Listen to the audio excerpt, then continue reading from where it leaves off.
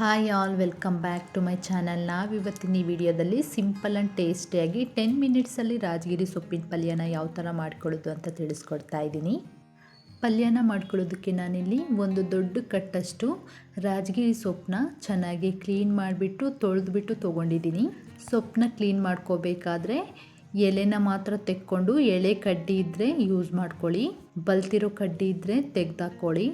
ಈಗ stove on ಮಾಡಿಕೊಂಡು ಒಂದು ಕಡಾಯಿ ಆದರೂ ಇಲ್ಲ ಒಂದು ಪಾತ್ರೆ ಆದರೂ ಇಟ್ಕೊಂಡು ಅದರೊಳಗಡೆ ಚೆನ್ನಾಗಿ ತೊಳೆದಿಟ್ಕೊಂಡಿರುವಂತಹ ಸೊಪ್ಪನ್ನ ಹಾಕ್ಕೊಂಡು ನಾವು ಚೆನ್ನಾಗಿ ಬೇಯಿಸ್ಕೋಬೇಕು. ಇದಕ್ಕೆ ಯಾವುದೇ ಥರ ನೀರು ಆ್ಯಡ್ ಮಾಡೋ ನೆಸಸರಿ ಇರೋದಿಲ್ಲ. ಸೊಪ್ಪಲ್ಲಿರೋ ನೀರೇ ಬಿಟ್ಕೊಂಡು ಇದು ಚೆನ್ನಾಗಿ ಕುಕ್ ಆಗುತ್ತೆ. ಸೊಪ್ಪನ್ನ ಹಾಕ್ಕೊಂಡಿದ್ದಾದಮೇಲೆ ಮೇಲೆ ಕೆಳಗೆ ಮಾಡ್ಕೊಳ್ತಾ ನಾವು ಸೊಪ್ಪನ್ನ ಬೇಯಿಸ್ಕೋಬೇಕಾಗತ್ತೆ. ಯಾವ್ಯಾವ ಸೈಡ್ ಬೆಂದಿಲ್ಲೋ ಆ ಸೈಡೆಲ್ಲ ಸೊಪ್ಪನ್ನ ತಿರುಗಿಸ್ಕೊಂಡು ನಾವು ಚೆನ್ನಾಗಿ ಕುಕ್ ಮಾಡ್ಕೋಬೇಕು.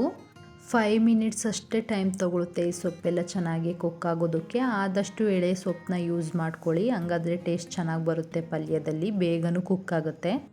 ಈ ಪಲ್ಯ ಮಾಡ್ಕೊಳ್ಳೋದಕ್ಕೆ ತೊಗರಿಬೇಳೆ ಇಲ್ಲಾಂದರೆ ಹೆಸ್ರು ಬೇಳೆನ ಹಾಕ್ಕೊಂಡು ನಾವು ಪಲ್ಯನ ಮಾಡ್ಕೋಬೋದು. ನಾನಿಲ್ಲಿ ಯಾವುದೇ ಥರದ್ದು ಕಾಳನ್ನ ಹಾಕದೆ ಪ್ಲೇನ್ ಸೊಪ್ಪಿಂದ ಯಾವ ಥರ ಪಲ್ಯ ಮಾಡ್ಕೋಬೋದು ಅಂತ ತಿಳಿಸ್ಕೊಡ್ತಾ ಇದ್ದೀನಿ. 85-90% ಅಷ್ಟು ಸೊಪ್ಪನ್ನ ಚೆನ್ನಾಗಿ ಬೇಯಿಸ್ಕೊಂಡಿದ್ದಾದಮೇಲೆ ಇದಕ್ಕೆ ರುಚಿಗೆ ತಕ್ಕಷ್ಟು ಉಪ್ಪನ್ನ ಹಾಕ್ಕೊಂಡು ಇನ್ನು 10% ಚೆನ್ನಾಗಿ ಬೇಯಿಸ್ಕೊಳ್ಳಿ. ನಾನಿಲ್ಲಿ 1/2 ಟೇಬಲ್ ಸ್ಪೂನ್ಗಿಂತ ಸ್ವಲ್ಪ ಕಮ್ಮಿ ಉಪ್ಪನ್ನ ಹಾಕ್ಕೊಂಡಿದ್ದೀನಿ. ಯಾರಾದರೂ ಫಸ್ಟ್ ಟೈಮ್ ನನ್ನ ಚಾನಲ್ನ ನೋಡ್ತಾ ಇದ್ದರೆ ಪ್ಲೀಸ್ ಸಬ್ಸ್ಕ್ರೈಬ್ ಮಾಡ್ಕೊಳ್ಳಿ. ಈಗ ನೋಡಿ ಸೊಪ್ಪು ಚೆನ್ನಾಗಿ ಬೇಯಿಸ್ಕೊಂಡಿದ್ದಾಗಿದೆ. ಸ್ಟವ್ ಆಫ್ ಮಾಡಿಬಿಟ್ಟು ಚೆಕ್ ಮಾಡ್ಕೊಳ್ಳೋಣ. ಸ್ವಲ್ಪ ಸೊಪ್ಪನ್ನ ತೊಗೊಂಡು ಕೈಯಲ್ಲಿ ಸ್ಮ್ಯಾಶ್ ಮಾಡಿದ್ರೆ ಅದು ಚೆನ್ನಾಗಿ ಸ್ಮ್ಯಾಶ್ ಆಗಬೇಕು. ಸ್ಮ್ಯಾಶ್ ಆಗಿಲ್ಲ ಅಂತಂದರೆ ಇನ್ನೂ ಎಕ್ಸ್ಟ್ರಾ 2 to 3 ಮಿನಿಟ್ಸು ಸಾಫ್ಟ್ ಆಗೋವರೆಗೂ ಚೆನ್ನಾಗಿ ಬೇಯಿಸ್ಕೊಳ್ಳಿ. ಫುಲ್ ನುಣ್ಣಗೆ ಬೇಯಿಸ್ಕೊಳ್ಳೋದಕ್ಕೆ ಹೋಗಬೇಡಿ. ಸೊಪ್ಪು ಸ್ವಲ್ಪ ನಾವು ಕೈಯಲ್ಲಿ ಮುಟ್ಕೊಳ್ಳೋ ಅಷ್ಟು ತಣ್ಣಗೆ ಮಾಡ್ಕೊಂಡಿದ್ದಾದಮೇಲೆ ಸೊಪ್ಪಲ್ಲಿ ಸ್ವಲ್ಪನೂ ನೀರಿಲ್ಲದೆ ಇರೋ ರೀತಿ ಟೈಟಾಗಿ ಹಿಂಡ್ಕೊಂಡು ಸೊಪ್ಪನ್ನ ತೊಗೋಬೇಕು. ಈಗ ನೋಡ್ತಾ ಇದ್ದೀರಲ್ಲ, ಸ್ವಲ್ಪನೂ ನೀರಿಲ್ಲ ಸೊಪ್ಪಲ್ಲಿ, ಟೈಟಾಗಿ ಹಿಂಡ್ಕೊಂಡು ತೊಗೊಂಡಿದ್ದೀನಿ. ಈಗ ಸೊಪ್ಪಿಗೆ ಒಗ್ಗರಣೆ ಹಾಕೊಳ್ಳೋದಕ್ಕೆ ಏನೇನು ವೆಜಿಟೇಬಲ್ಸ್ ಬೇಕು ಅಂತ ನೋಡೋಣ ಬನ್ನಿ. ಸ್ವಲ್ಪ ಹಸಿ ಕರಿಬೇವು, 2 ಮೀಡಿಯಮ್ ಸೈಜ್ ಚಿಕ್ಕದಾಗಿ ಕಟ್ ಮಾಡಿ ಇಟ್ಕೊಂಡಿರುವಂತಹ ಆನಿಯನ್, 2 ರಿಂದ 3 ಹಸಿಮೆಣಸಿನ್ಕಾಯಿ, ಸ್ವಲ್ಪ ಹಸಿ ಕಾಯಿ ತುರಿ, ಸ್ವಲ್ಪ ಕಡಲೆ ಬೀಜನ ಪೌಡರ್ ಮಾಡಿಕೊಂಡು ತೊಗೊಂಡಿದ್ದೀನಿ. ಕಡಲೆ ಬೀಜ, 1 ಮೆಣಸಿನ್ಕಾಯಿನ ಹುರ್ಕೊಂಡು ಪೌಡರ್ ಮಾಡಿ ತೊಗೊಂಡಿದ್ದೀನಿ. ಒಗ್ಗರಣೆ ಮಾಡ್ಕೊಳ್ಳೋದಕ್ಕೆ ಈಗ ಸ್ಟವ್ ಆನ್ ಮಾಡಿಕೊಂಡು ಒಂದು ಕಡಾಯಿನ ಇಟ್ಕೊಳ್ತಾ ಇದ್ದೀನಿ. ಈ ಕಡಾಯಿ ಒಳಗಡೆ 2 ರಿಂದ 3 ಟೇಬಲ್ ಸ್ಪೂನ್ ಎಣ್ಣೆನ ಹಾಕ್ಕೊಂಡು ಎಣ್ಣೆ ಚೆನ್ನಾಗಿ ಕಾದಿದ್ದಾದಮೇಲೆ ಕಟ್ ಮಾಡಿ ಇಟ್ಕೊಂಡಿರುವಂತಹ ಹಸಿಮೆಣಸಿನ್ಕಾಯಿನ ಹಾಕೋಬೇಕು. ಖಾರ ನೀವು ನೋಡಿಬಿಟ್ಟು ಹಾಕ್ಕೊಳ್ಳಿ.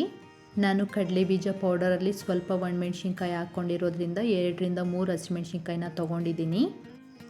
ಹಸಿಮೆಣಸಿನ್ಕಾಯಿ ಹಾಕ್ಕೊಂಡು ಸ್ವಲ್ಪ ಖಾರ ಬಿಟ್ಕೊಂಡಿದ್ದಾದಮೇಲೆ ಇದಕ್ಕೆ ಕಟ್ ಮಾಡಿ ಇಟ್ಕೊಂಡಿರುವಂತಹ ಆನಿಯನ್ ಹಾಕ್ಕೊಂಡು ಮೀಡಿಯಮ್ ಫ್ಲೇಮಲ್ಲಿ 5 to 10 ಮಿನಿಟ್ಸ್ ಚೆನ್ನಾಗಿ ಫ್ರೈ ಮಾಡ್ಕೊಳ್ಳಿ. ಒಗ್ಗರಣೆಗೆ ಈಗ ಸ್ವಲ್ಪ ಹಸಿ ಕರಿಬೇವನ್ನ ಹಾಕ್ಕೊಂಡು ಫ್ರೈ ಮಾಡ್ಕೊಳ್ತಾ ಇದ್ದೀನಿ. ಸೊಪ್ಪು ಸ್ವಲ್ಪ ಇರೋದ್ರಿಂದ ನಾನು ಎಣ್ಣೆ ಸ್ವಲ್ಪ ಹಾಕ್ಕೊಂಡಿದ್ದೀನಿ. ನೀವು ಸೊಪ್ಪು ಎಷ್ಟು ತೊಗೊಳ್ತೀರೋ ನೋಡಿಕೊಂಡು ಒಗ್ಗರಣೆ ರೆಡಿ ಮಾಡ್ಕೊಳ್ಳಿ. ಆದಷ್ಟು ಕಮ್ಮಿನೇ ಯೂಸ್ ಮಾಡ್ಕೊಳ್ಳಿ, ಇಲ್ಲಾಂದರೆ ಸೊಪ್ಪಲ್ಲಿ ಎಣ್ಣೆನೇ ಇರುತ್ತೆ. ಒಗ್ಗರಣೆಗೆ ಈಗ ಒಂದು ಚಿಟಿಕೆ ಅಷ್ಟು ಉಪ್ಪನ್ನ ಹಾಕ್ಕೊಳ್ತಾ ಇದ್ದೀನಿ. ಆಗಲೇ ನಾನು ಸೊಪ್ಪನ್ನ ಬೇಯಿಸ್ಕೋಬೇಕಾದ್ರೆ ಉಪ್ಪನ್ನ ಹಾಕ್ಕೊಂಡು ಬೇಯಿಸ್ಕೊಂಡಿದ್ನಲ್ಲ, ಅದಕ್ಕೆ ಸ್ವಲ್ಪ ಹಾಕ್ಕೊಳ್ತಾ ಇದ್ದೀನಿ. ನೀವು ಸೊಪ್ಪನ್ನ ಬೇಯಿಸ್ಕೋಬೇಕಾದ್ರೆ ಉಪ್ಪನ್ನ ಹಾಕ್ಕೊಂಡಿಲ್ಲ ಅಂದರೆ ಒಗ್ಗರಣೆಯಲ್ಲಿ ಕರೆಕ್ಟಾಗಿ ನೋಡಿಬಿಟ್ಟು ಹಾಕ್ಕೊಳ್ಳಿ.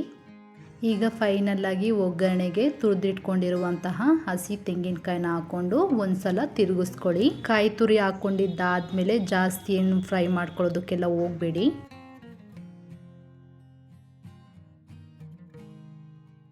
ಕಾಯಿ ಹಾಕ್ಕೊಂಡ್ಬಿಟ್ಟು ಒಂದು ಸಲ ತಿರುಗಿಸ್ಕೊಂಡಿದ್ದಾದಮೇಲೆ ಸ್ಟವ್ ಆಫ್ ಮಾಡ್ಕೊಬಿಟ್ಟು ಸೊಪ್ಪನ್ನ ಹಾಕ್ಕೋಬೇಕು. ಬಿಡಿ ಬಿಡಿಯಾಗಿ ಸೊಪ್ಪನ್ನ ಹಾಕ್ಕೋಬೇಕು. ನಾವಾಗಲೇ ಏನು ಟೈಟಾಗಿ ಹಿಂಡ್ಕೊಂಡಿದ್ವಲ್ಲ ಸೊಪ್ಪನ್ನ, ಅದು ಒಂದೇ ಕಡೆ ಮುದ್ದೆ ಥರ ಆಗೋಗಿರುತ್ತೆ. ಅದಕ್ಕೆ ನಾವು ಬಿಡಿ ಬಿಡಿಯಾಗಿ ಸೊಪ್ಪನ್ನ ಹಾಕ್ಕೋಬೇಕು. ಇದಕ್ಕೆ ನಿಮಗೆ ಎಷ್ಟು ಬೇಕೋ ಅಷ್ಟು ನೋಡಿಬಿಟ್ಟು ಕಡಲೆ ಬೀಜದ ಪೌಡರ್ನ ಹಾಕ್ಕೊಂಡು ಒಂದು ಸಲ ಎಲ್ಲ ಚೆನ್ನಾಗಿ ಕಲಿಸ್ಕೋಬೇಡಿ.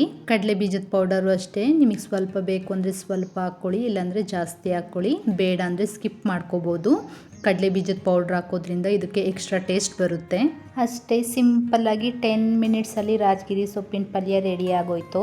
ನೋಡಿದ್ರಲ್ಲ, ಯಾವುದೇ ಥರ ಬೇಳೆ ಯೂಸ್ ಮಾಡ್ದೇ ಸಿಂಪಲ್ ಆ್ಯಂಡ್ ಟೇಸ್ಟಿಯಾಗಿ ಹೆಲ್ತಿಯಾಗಿ 10 ಮಿನಿಟ್ಸಲ್ಲಿ ರಾಜಗಿರಿ ಸೊಪ್ಪಿನ ಪಲ್ಯ ಯಾವ ಥರ ಮಾಡ್ಕೋಬೋದು ಅಂತ. ಮಿಸ್ ಮಾಡದೆ ನೀವು ಒಂದು ಸಲ ಟ್ರೈ ಮಾಡಿ. ನಿಮಗೂ ಈ ವಿಡಿಯೋ ಇಷ್ಟ ಆದರೆ ಪ್ಲೀಸ್ ಲೈಕ್ ಮಾಡಿ, ಶೇರ್ ಮಾಡಿ, ಹಾಗೆ ಸಬ್ಸ್ಕ್ರೈಬ್ ಮಾಡ್ಕೊಳ್ಳಿ. Thank you for watching. Next ವಿಡಿಯೋದಲ್ಲಿ ಸಿಗೋಣ. ಬಾಯ್.